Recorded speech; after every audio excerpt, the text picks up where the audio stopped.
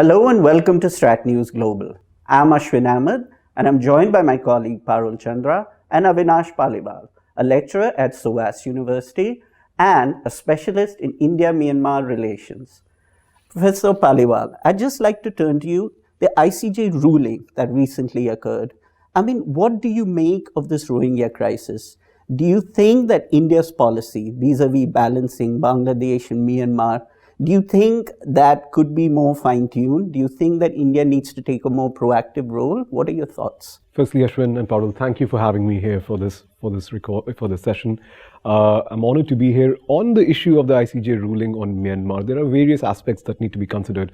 First and foremost, it's a very clear message from the West, from the international community, so to say, that they have not accepted the way the government of Myanmar has treated the people in Rakhine State, and the fact that a lot of them have had to migrate to different countries, including mostly to Bangladesh. India's position has been a very uncomfortable balance between both its relationship between Bangladesh and Myanmar on one hand, but also as to how it sees itself in the region. The fact that it has not been that proactive whilst trying to, to some extent provide some infrastructural support to people, to the refugees in Bangladesh as part of Operation Insaniyat, or trying to communicate to the Burmese government that, you need to kind of take it easy when it comes to how they're dealing with Rohingyas. I think there are interlocking factors why that has been the case and why it will actually be very difficult for India to take a proactive role, even if it should do so. One is the space that is Myanmar, and the strategic importance of Myanmar for India today. This is a country with which India actually had a lot of political distancing after the 1988 movement and the democracy movement, where India did take a stand against the government, against the military government at that point in time, in particular to support the democracy movement. At that time, Myanmar went into a shell, and that often means that it goes very close to the Chinese. Right. The Rohingya crisis in New Delhi is being assessed on similar lines. If we take a very anti-Tatmadaw, anti-Aung San Sui Kyi or anti-Myanmar stand, it will actually push Myanmar further into a strategic embrace with China. Now, of course, one can say that that embrace is already happening. And I think that takes us to the second aspect of why India is not being proactive, is simply the limited expertise and the limited capability that India has on this particular crisis. There is simply the fact that there is not enough people who can be deployed, and there's limited resources that India can bring into play.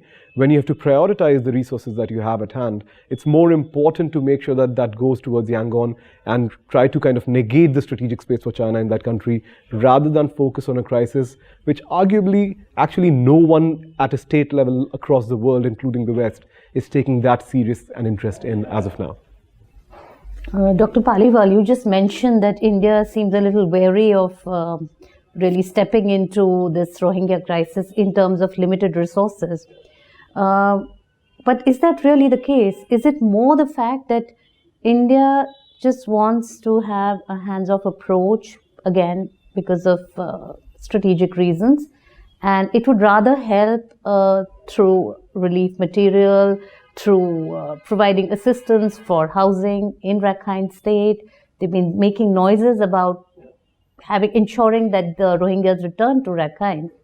But I'm not very sure if India has any resource crunch as far as assistance to the Rohingyas is concerned. The amount of resources that have been put on the ground is not commensurate to the kind of crisis that we are dealing here.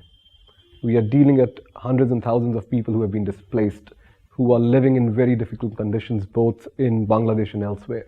So even if you give a certain degree of support, which India did, I don't think that has been enough to actually convince the people who have left to come back on one hand, or else to even support those who have left and are living right now in certain, in camps, refugee camps in South Bangladesh. Now, when I use the term resources, it has to be understood a bit more holistically rather than just how deep pockets does India have, because you're absolutely right that India does have that kind of financial resources. But can those resources, when they come into play, actually change the situation to India's advantage or to that of its allies in the region, including Bangladesh? And to that, we have not seen any movement. That's where the resource crunch issue really comes in. On the other hand, China has actually faced a similar issue because they have not been able to really, despite trying to play a mediator's role, actually change the effect, have any effect on Bangladesh's behavior on the issue per se. Yeah, you mentioned Bangladesh, and you see, Bangladesh has been pleading with India since 2017. Put pressure on the Myanmarese government, ensure that the Rohingyas return, create the right kind of conditions. But again, India's had a kind of hands-off approach on that. Do you think that that is the right kind of approach that India has adopted? I think there must have been a calculation made about how might Myanmar react if India actually tries and goes out to the government and say, you need to change your approach and get these people back. And the calculation must have been that it would be a very negative reaction in Naypyidaw.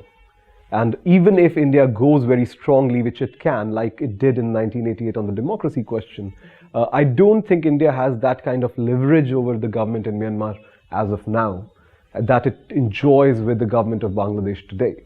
So it must have been a difficult decision because you have to choose between two neighbors, and that's always a difficult choice.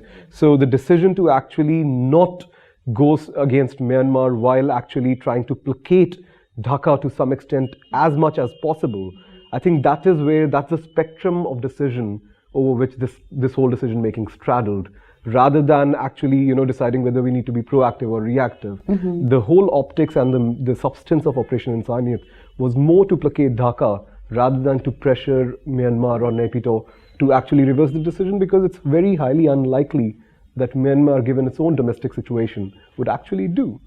So even if India goes very strongly, it's likely to end up in failure, a policy of excessive force or forceful diplomacy with Myanmar on the Rohingya crisis. So the returns of that are in question. So I think that's one reason why. And ultimately, we have to kind of understand the domestic moment in India as well. There is we are having debates about the CAA, NRC. That is an ideological moment that India is facing. So the social composition of the refugees we are talking about does not, unfortunately, generate that kind of sympathy or support from the wider society or the government in India to actually take that stand vis-a-vis Myanmar, even if Bangladesh pressures India to do so. Mm-hmm. Ashwin, your thoughts on this? I'm sure you'd like to ask Dr. Paliwal. You'd mentioned China. Now, I just want to come to President Xi's visit. One of the key concerns is the fact that through Myanmar, now China has direct access to the Indian Ocean, which impinges obviously on India's security. Now, at the same time, we're caught in a strange conundrum in the fact that, we throughout have not had a good relationship with Myanmar because we oppose the junta. But now suddenly we have to work with the Myanmarese government, who have I think moved a little bit towards China. How do we do that? What can we do to offset this? Ashwin, it's an uphill task for not just India, but for any neighboring country or even a big power to actually reduce China's salience in Myanmar today. Right. And that is simply because of capacity and capability reasons. There are a lot of ethnic Chinese nationals who live in Myanmar. There's a whole historical kind of dimension to this relationship. And of course, very strongly an economic one. China's border trade with, the northern states, whether it's Shan, whether it's Kachin of Myanmar, it's very deep. And not just in terms of larger infrastructural projects, which we see within the larger rubric of Belt and Road or the China-Myanmar economic corridor. China's presence in almost the daily lives of the people of Myanmar, the kind of salt that comes, basic food products. Countering that for India is going to be very difficult because we simply do not have that kind of economic connectivity, forget everything else, that we have been intending to build with Myanmar over a long time. Despite all the various projects, despite the larger connectivity projects that we talk about, only about 3 to 4% of India's bilateral trade with Myanmar is actually inland through the two border crossings in Manipur and in Mizoram. Most of it is actually still marine kind of connectivity, maritime connectivity. So it's simply about capacity issues. It's about capability issues. You mentioned connectivity. You were in Myanmar, you said, last year, and you also went to the Rakhine state. You were in Sitwe, in fact. So what is the current status of Sitwe as per your findings, and what is the feedback on the condition of the Rohingyas in that province from where they come? So there are, again, this is Rakhine state, Parul, it's a very complicated geography and complicated demography if you focus on it, and Sitwe is a good kind of subset of that. It's also the capital of Rakhine state. Now, the situation of how is India positioned in Rakhine, I would say it is actually not as bad as many people think. The fact that we are actually there, unlike most other countries, the fact that we are there, the Bangladeshis are there, the Chinese are there, even if we are inactive, it gives us some degree of presence and to understand what's really going on. The port is actually fully built. The port in India has actually delivered on its promise of developing the Sitwe port. The question now is, how do you actually utilize it, right? Connectivity is just as good as the two nodes that are being connected and whether they are willing to be connected or not. So the question remains that you have a port, but can you get Indian and Burmese, businessmen from Myanmar or from Rakhine state to actually start engaging in that kind of trade? That is something that there's limits to how much a government can do. That is something that both the government of India and the government of Myanmar will have to really think about, how to encourage people to use this as a transit route. Unlike what we see with China, where it is literally using the Chokpu port to basically, get a lot of oil and gas as a connectivity point. Myanmar becomes just a bridge, a land bridge, rather than a robust economy to be looked at. The economic connections are still to the wider Europe, to wider Indian Ocean region and the countries over there. The focal point for Chinese investment in Chokpu is not Myanmar. For us, we have to figure out where do we go from Sitwe after having built a port.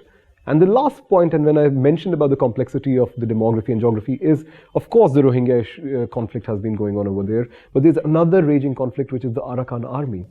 These are Rakhine Buddhists and they are militarily potent. The Arakan army was recreated in 2009 and was trained and supported by the Kachin Independence Army in the north, in Liza. And since 2014, they have been actively fighting with Tatmadaw. Over the last 2 years, in my assessment, they have enough arms and ammunition and popularity among local Rakhine Buddhists to sustain without external support for another 2 to 3 years. So you are looking at a geography which is not effectively under control uniformly of the Tatmadaw.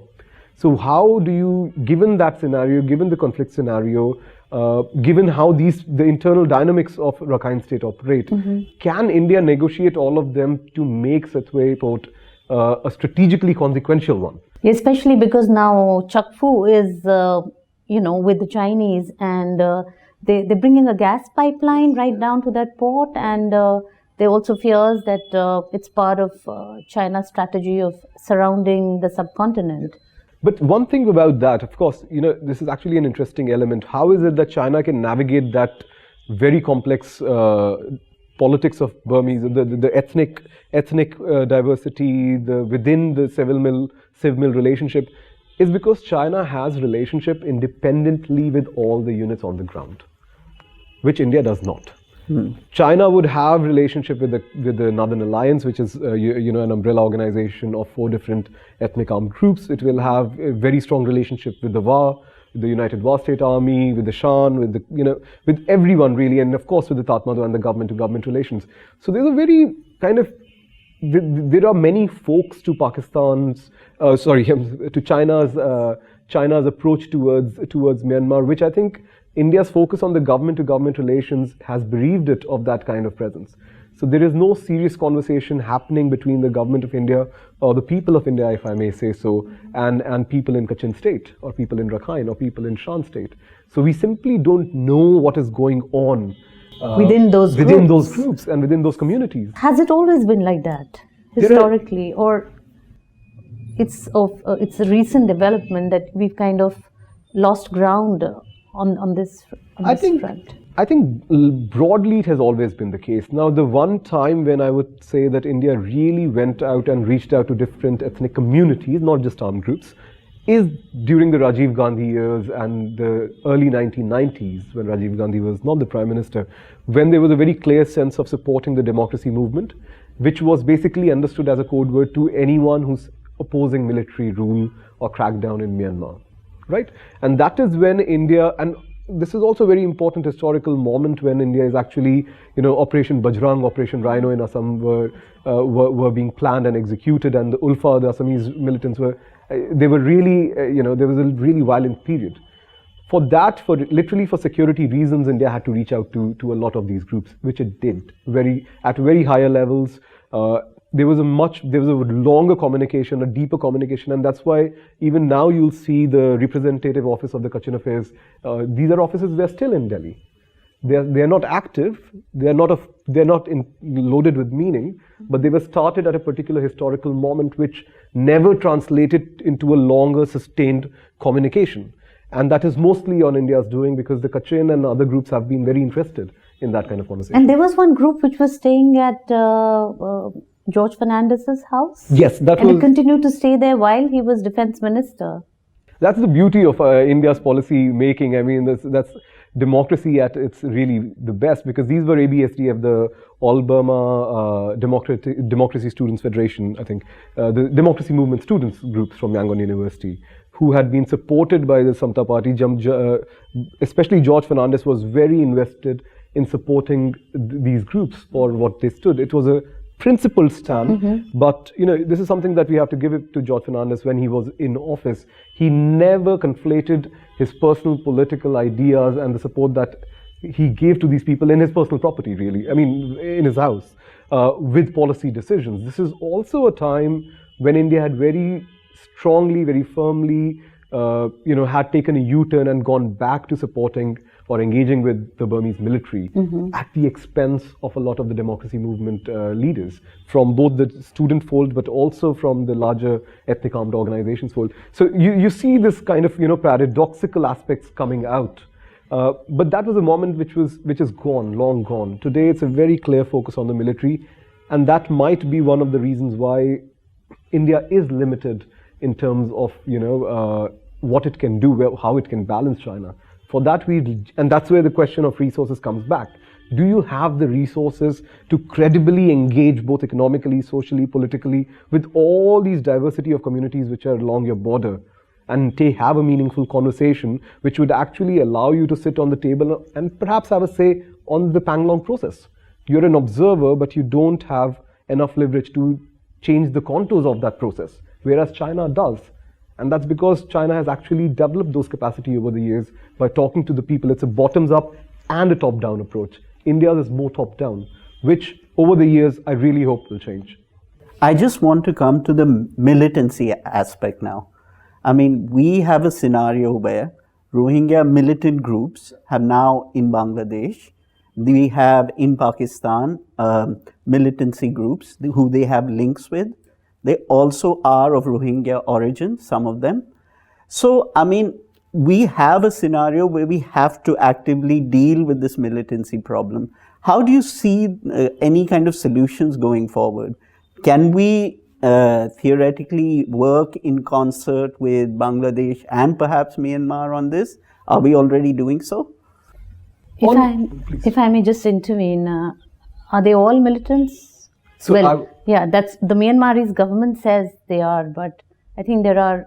Yes, so Parul, exactly. I mean, this is really so. One thing which we must be very careful is sometimes governments use the term terrorism, they use the term militancy to justify certain security measures which may not be required. Right. In the case of Myanmar, that is definitely the case. Not all Rohingyas are militants or terrorists or anything radicalized. Not at all. Not all, exactly, right. I mean, that's always a subset of any community.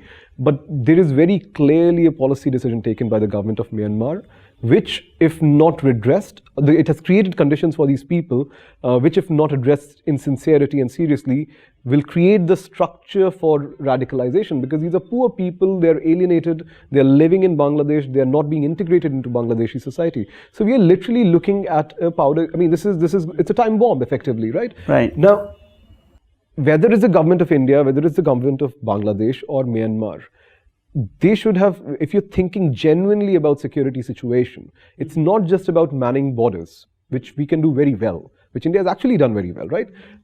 It is not just about having these very strong counterterrorism measures in which we see, particular intelligence practitioners who are dealing with these issues. It's Right. also wider societal issues, right? How do you actually better integrate these people? How do you provide for, change their day-to-day livelihoods? And I think that is a question to which we have not found an answer in either of the three capitals. That is Delhi, Dhaka and Pyi Taw. Is it because we've not addressed the issues, as in we've not got together and talked about it? Even if there has been a conversation, we have not seen any outcome of it. Right. So even if it's very likely, it's very likely that they have discussed these issues. I don't think the three countries, including China, have not talked about it. I think they have very much talked about it, but the question is, so what? And the so what, there is no clear answer in the offing as of now. And that is something that concerns me as an analyst. Right. Because you are creating the conditions for a new sort of militancy or radicalization to occur when you very well know how to actually deal with it even now. It should have been done yesterday, but I hope that it changes over time. I just want to follow up thing. Now, we are going to have elections in Myanmar in November.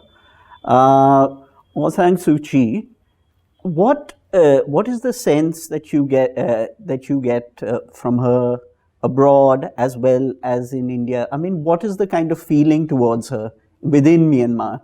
And do you think that she will be returned to power, or is there some kind of opposition that could come up? And if so, how would they deal with India? Right. Right now, I don't see any credible opposition to Aung San Suu Kyi in Myanmar. Right. I think it's the whole ICJ ruling, the Rohingya crisis, the peace process, her relationship, with the army, the military itself. Right. I think over the past since 2015 when she came to power, this has only strengthened her position politically within Burmese society. And by Burmese society, I mean the Burma-dominated areas, which form the majority of the country's population. That has only strengthened her position, not weakened it. So even if people or governments in the West are very wary of Aung San Suu Kyi's policies towards the Rohingya crisis or whatever else, she is sitting fairly comfortably. And that's partly also because there is no other credible leadership emerging from any other party. Within the Burma fold, most of the other parties which would have any sort of potentially can push her back will be supported by the military. And I don't think the military itself would want that to happen at this stage, given how strongly aligned their interests are with that of the National League of Democracy, which leads to the final point of NLD's internal sort of make, right? We have seen that however strong the NLD was in the early 90s, and however they were functioning strongly during when Aung San Suu Kyi was under house arrest, over the years there has been centralization of power within the party. Right. And that is in the hands of Aung San Suu Kyi. So we don't see any second or third generation leadership emerging within the NLD. So we are literally talking personalities. And right now her personality is very strong. The only votes she'll lose or is likely to lose from, when you compare 2020 elections, forthcoming elections with 2015, are the votes of the ethnic minority communities, because they have lost faith on her capability to deliver a just peace agreement between them. Right. And that is where we see whether there will be a collaboration of all different ethnic communities coming together and forming a joint united front. Even then the seat share may not overhaul strategically in favor of the ethnic communities, but there will be a stronger opposition which will better reflect Myanmar's kind of ethnic diversity and political equations as they stand on the ground.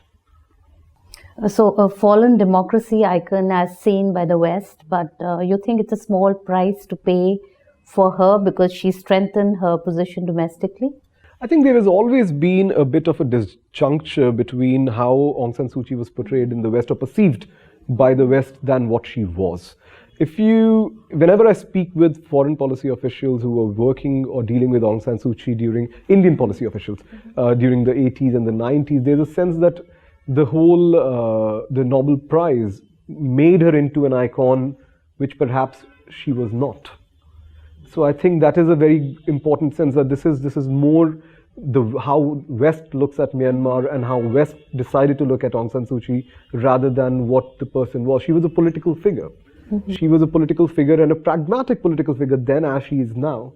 So whether it's a low cost or a high cost is really for her to decide, but she is very, very firmly grounded in Myanmar's body politic, and I don't see that she'll be dislodged easily in the next forthcoming election.